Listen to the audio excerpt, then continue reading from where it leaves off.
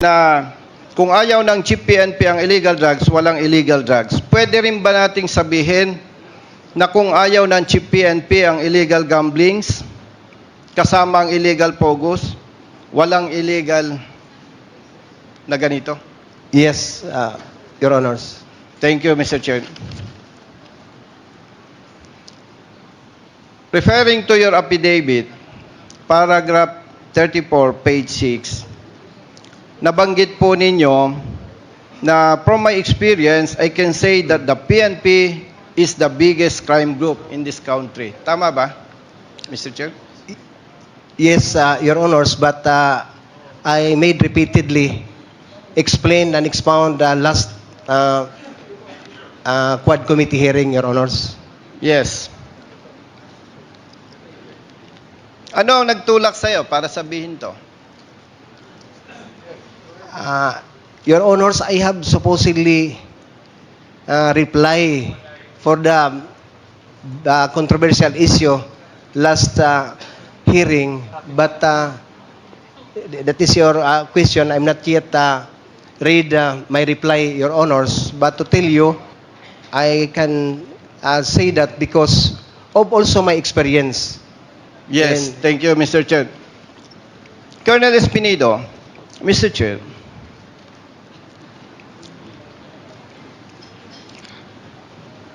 sinabi mo ba ito na the biggest crime group sa ating bansa ay ang PNP dahil may mga personnel ng PNP na involved sa illegal drugs? Yes or no?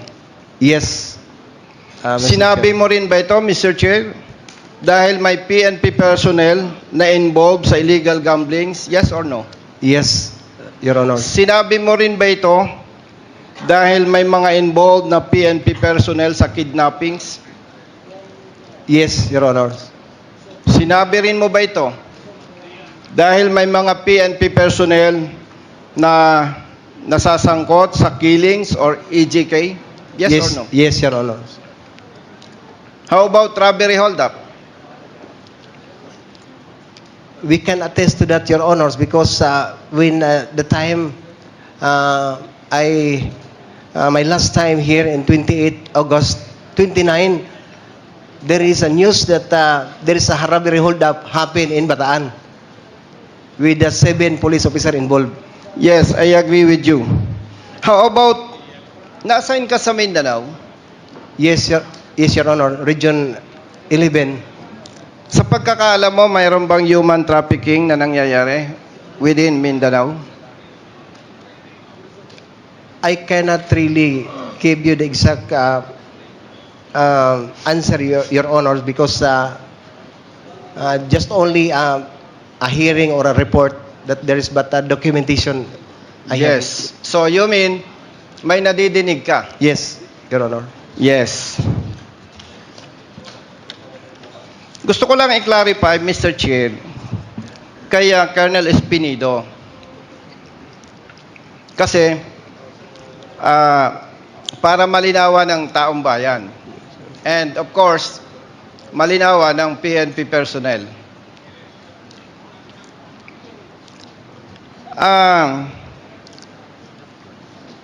Kung pagbabasihan ko yung ating conversation, this hearing,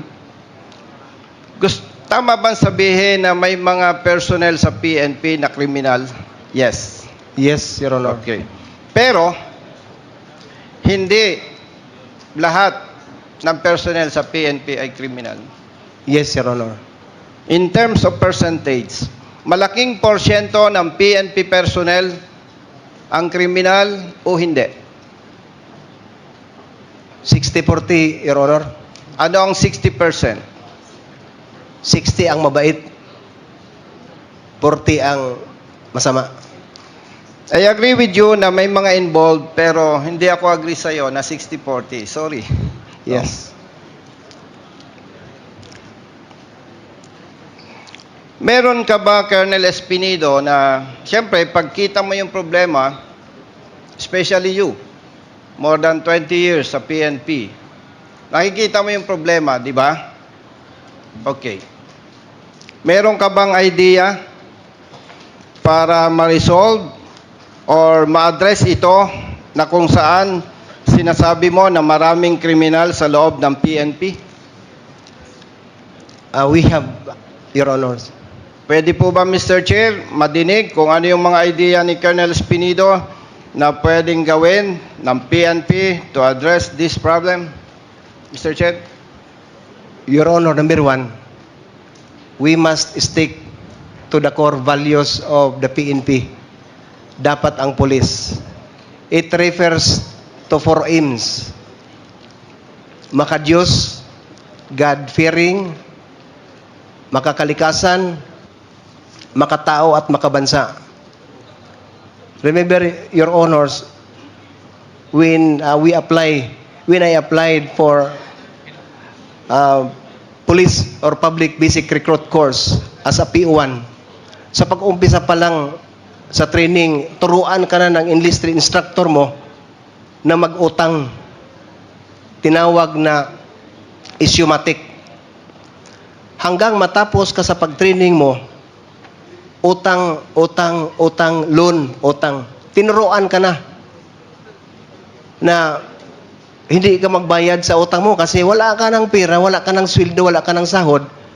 Kasi ang gusto din ng PO1 na hindi siya pagtripan ng mga enlisted instructor, kung ano-ano na lang ang gusto ng mga enlisted instructor, sang-ayon ang PO1. Diyan pa lang sa training center, Your Honor, hindi mo na makikita na makadiyos ang polis. Pangalawa, dapat masali sa subject ng PPEC yung talagang prinsipyo na may Panginoon. Your Honors, involvement of concubinage and adultery sa law enforcer ang dami. Lawbreaker, law enforcer, lawbreaker. Kaya paano natin masolba ng problema when in fact in the police station and training center mismo may tungit. Illegal gambling ang nag-umpisa ang mga senior officers. That's why I can say, Your Honors, Mr. Chair, that if we need to change the total PNP, the member of the PNP, it must be from the general down the line, not from the PO1 up to the general. Yun ang nakikita ko, Your Honors, dapat talaga iisabuhay yung pro-God, yung God-fearing para makita mo ang commitment ng isang law enforcer na hindi takot mag-implement kasi ang katakutan lang niya ang Panginoon. Your Honors. Mr. Chair, yung nabanggit ni Colonel Espinido, the first two for core values ng PNP, which is makadiyos at makatao. Balikan ko lang yung nabanggit mo na kung ayaw ng Chief PNP ang illegal drugs, walang illegal drugs. Kung Yes. ayaw ng Chief PNP ang illegal gamblings, walang illegal gamblings. Yes, Your Honor. Tanong, may idea ka pa ba kung itong makadiyos at makatao ay sabi-sabi lamang? Is there any option para ma-address yung problema? Number one, Your Honors, yung personal commitment mo sa trabaho, mahalin mo yung trabaho, at saka sundin mo yung utos ng Panginoon because we all know that the laws of the land is referred to the Ten Commandments, the law of God. So, kung isasabuhay mo yung batas na yon, magsasabi tayo na totoo kang nagtrabaho na may Panginoon kasi hindi ka takot at saka alam mo kung anong batas na ipapairal o i-implement mo, enforce mo kasi yun na sinasabuhay mo yung training mo, you love your training, you love your organization because you love first your God, Your Honor. Are you aware, Colonel Espinido, na meron chaplain service sa PNP? Yes, Your Honor. Gusto mo bang sabihin na parang kulang yung kanilang trabaho? Yes. Ang laking kulang, Your Honors, when in fact I have a picture, document in my chapel of Region 8, Police Regional Office 8. Makikita mo, Your Honors, ang kaibahan. ang 10 Commandments na sa Exodus chapter 20, verse 3 to 17, iniba na. Iniba na ang 10 Commandments na nilagay sa harap ng chapel. So, doon pa, lawbreaker na ang pulis. But iniba na ang 10 Commandments na binigay ng Panginoon sa Exodus 20, 3 to 17. Specific yun from 1 to 4, love your God. From 5 to 10, love your neighbor as you love yourself. So doon nag-umpisa na. Nasa loob pa, may violation na, disobedient of the law. Ang kapulisan natin. Sa Pro 8, Your Honor, I can see to that. Going back. So dapat tama ang ilalagay na PNP. Yes, Your Honor. Okay, to proceed, Mr. Chair. In your previous assignments, naniniwala ka ba, Colonel Espinido, na kung bakit sinasabing maraming biktima ng sa EJK is dahil sa quota system ng PNP? Sa accomplishment? Siguro, Your Honor. Dagdag pa dito yung reward system? Siguro, Your Honor. Would you believe also na yung resulta nito ay nagsimula din doon sa parameters ng UPER, ng PNP, Unit Performance Evaluation Rating, Yes, Your Honor. na kung saan ang itinuturing ng PNP na the best units, the best officers, yung maraming operational accomplishments at hindi yung peace and order situation sa respective area of responsibility nila. Tama po ba? Yes, Your Honor. Lilinawin ko lang, base sa performance evaluation rating na pinipatupad ng PNP, mas binibigyan nila ng importance yung maraming accomplishments sa operations.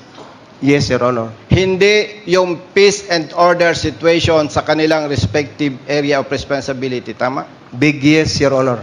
And to clarify this issue, Mr. Chair, kapag chief of police ka ng isang city, peaceful, hindi rampant ang illegal drugs, hindi rampant ang illegal gamblings, no robbery hold-up, no kidnappings, peaceful ang area mo, hindi ka magiging best unit. Tama ba?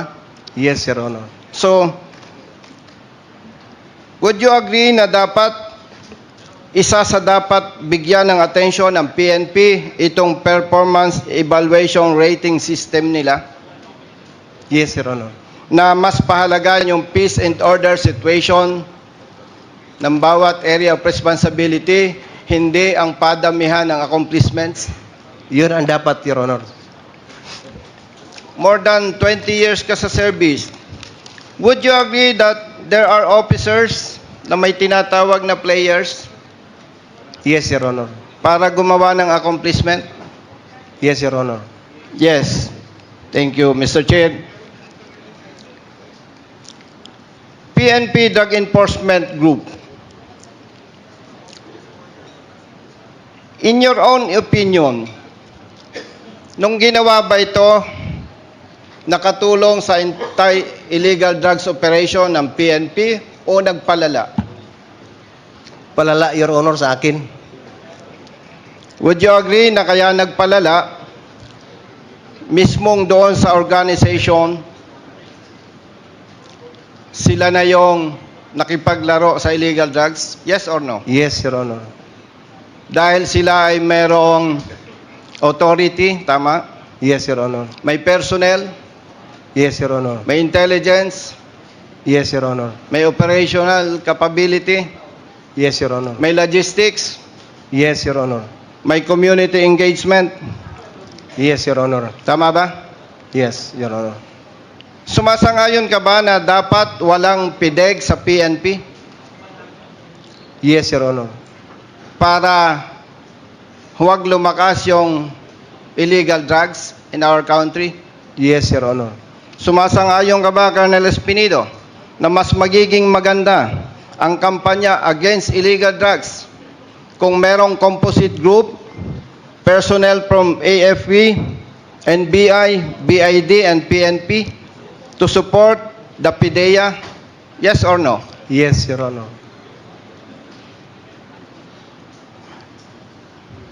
Sa ibang involvement ng ibang PNP personnel on illegal activities or criminal activities,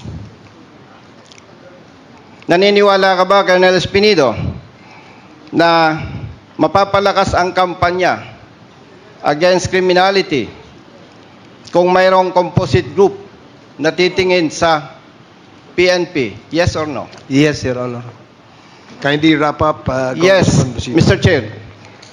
Mr. Chair, naitanong ko lamang po ito kay Colonel Espinido kasi naniniwala po ako na talagang, to be honest with you, Colonel Espinido, every time na nakikita kitang nagpre-preach ka, nangangaral ka, may pagdududa ako sa iyo. Pero nung in-expose mo ito, humanga ako sa iyo, saludo ako sa iyo. Ang tapang mo.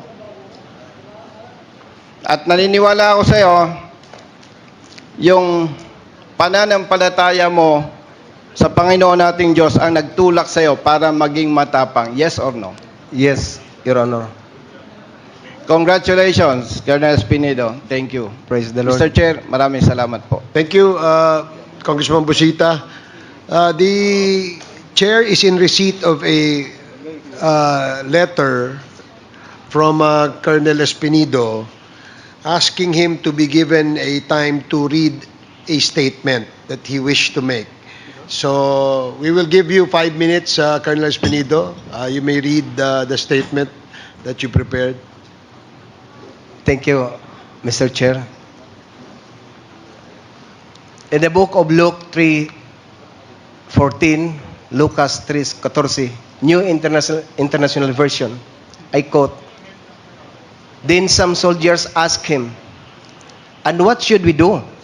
He replied, 'Don't extort money and don't accuse people falsely. Be content with your pay.'" In Tagalog translation, may mga sundalo ring nagtanong sa kanya, "Kami naman po, ano ang dapat naming gawin?" At sinagot niya sila, "Huwag kayong mangingikil sa mga tao at huwag kayong magpaparatang ng hindi totoo. Makontento kayo sa mga sahod ninyo." Magandang hapon po sa lahat. Nais ko pong linawin ang aking naging pahayag sa Quad Committee kung saan sinabi ko na ang PNP ang pinakamalaking sindikato ng krimen sa ating bansa. Dapat ipaliwanag ang pagkakaiba sa pagitan ng PNP bilang isang institusyon at ng mga eskalawag sa loob ng PNP. I repeatedly expound in my last Quad Committee hearing. Mahal ko ang PNP. I love the PNP organization na aking pinagsilbihan sa loob ng 28 taon, 28 years. Kaya't nagpakasakripisyo ako. Ang aking serbisyo sa organisasyon ay ang kabuhayan ng aking pamilya. Humingi ako ng paumanhin kung ang aking pahayag noong ika-28 ng August 2024 ay nagdulot ng kontrobersiya dahil sa maling interpretasyon. Ang layunin ko sa pagtistigo sa harap ng Kongreso ay hindi upang ilagay sa kahihiyan ang organisasyon, kundi ipaalala sa mga nagsisilbi, mga opisyal at mga hindi opisyal ang kanilang sinumpaang tungkulin na maglingkod ng may sigasig, dignidad at integridad. Humingi din ako ng paumanhin sa mga opisyal na nagsilbi ng may sigasig at pagmamahal sa mga retiradong empleyado ng PNP na nagkaroon ng lakas ng loob na magsalita para sa tama at sa kanilang mga pamilya. Nais kong bigyang diin na hindi ko kailanman intensyon na magduda o magdulot ng pinsala sa dangal ng Philippine National Police. Bilang isang organisasyon, lalo na't ako'y nagsisikap na mamuhay ayon sa mga marangal na prinsipyo na kanilang kinakatawan, Ayon sa aking paglilinaw, sa panahon ng aking pagtistigo sa nasabing pagdinig, ang tinutukoy ko ay ang mga kasapi nito na nag-abuso sa kanilang autoridad at impluwensya sa anyo ng papapatupad ng batas na nagdidikay daan sa patuloy na paglaganap ng droga sa bansa na humahadlang sa pag-unlad ng ating bansa at sumisira sa tiwala ng publiko sa atin, mga nakasuot ng uniforme. Nang buong katapatan, hindi ko layunin akusahan ang mismong institusyon bilang isang sindikato, kundi ang mga aktibong miyembro nito na pinili ang ilagay ang institusyon sa masamang liwanag. Sila ang kumikita sa pamamagitan ng pagprotekta sa interes ng mga kriminal, imbis na ipagtanggol at protektahan ang bansa at ang ating mamamayan na dapat nating paglingkuran at protektahan. Sila ang bumubuo ng sindikato sa loob ng PNP. 4 lang na halimbawa ko sa lahat na ang member ng PNP na magsasabi ako nandyan ang pinakamalaking organisasyon ng criminal groups. Number 1, 2013, sino ang involved na nangyari ang Ninja Cups? PNP. Even that si PNP itself is the one. Kung natandaan natin yan, ang Ninja Cups, saan yun galing? Pangalawa, yung Korean businessman na kinidnap, pinatay sa loob ng Kampo Krami. Sino naman ang involved? That is PNP EIDG, Anti-Illegal Drugs Group. Member ng PNP, sabihan ko na lang member ng PNP kasi allergy ang PNP kung hindi natin nilagyan ng PNP members. Pangatlo, yung covered up, 6.7 million. Sino ang involved? Ang PNP, pidig na naman. Member. Pang-apat, hindi lang tagal, nagsalita ako dito 28 ng August, pagka 29, may robbery hold up na nangyari. Sino naman ang involved? Alam naman natin mga kapulisan na sa atin ang problema. Hindi sa civilian, hindi sa politiko. I do believe that because ang lahat ng assignment ko, hindi ko kaibigan ang mayor. Pero makita mo ang trabaho ng isang totoong kawal or isang totoong pulis. Hindi naman nagmamayabang mga kasama ko. Ang problema sa atin, kung magtrabaho tayo ng totoo, sabihan na hambugiro, nagpapasip-sip. Saan tayo magpunta ang pulis? In Hebrews 13, verses 5 to 6, nagsasabi dito, iwasan nyo ang pagiging sakim sa salapi. Maging kontento kayo sa anumang nasa inyo, sapagkat sinabi ng Diyos, hindi ko kayo iiwan o pababayaan man. Verse 6, kaya buong pagtitiwalang masasabi natin, ang Panginoon ang tumutulong sa akin, kaya hindi ako matatakot. Ano ang magagawa ng tao laban sa akin?